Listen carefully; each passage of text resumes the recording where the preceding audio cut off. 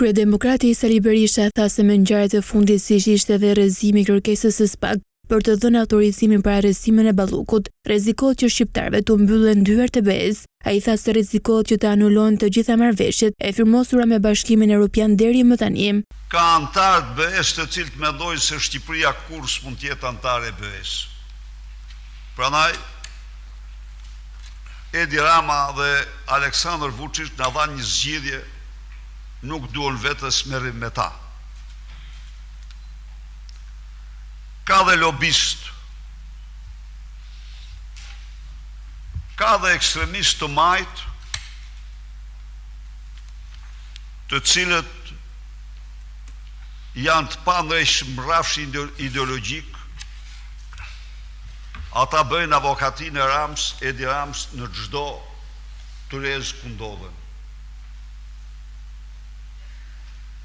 Çfarë do që të bëjmë ne, ambasadori i Bashkimit Evropian në Tiranë, në Bruksel sillet në mënyrë absolute, sikur të jetë ambasadori i Edi Rams në Bruksel.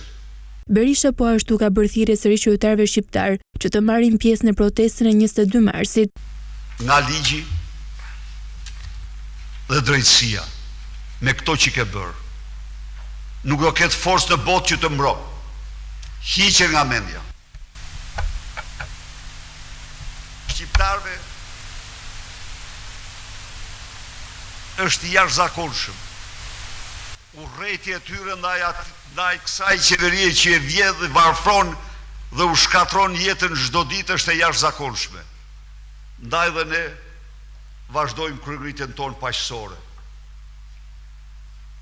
Ai me mandatet e krimit, ne me idealet, parimet dhe interesat më fisnike të shqiptarëve duke i mbrojtur ato. Kjo është gjendja, situata.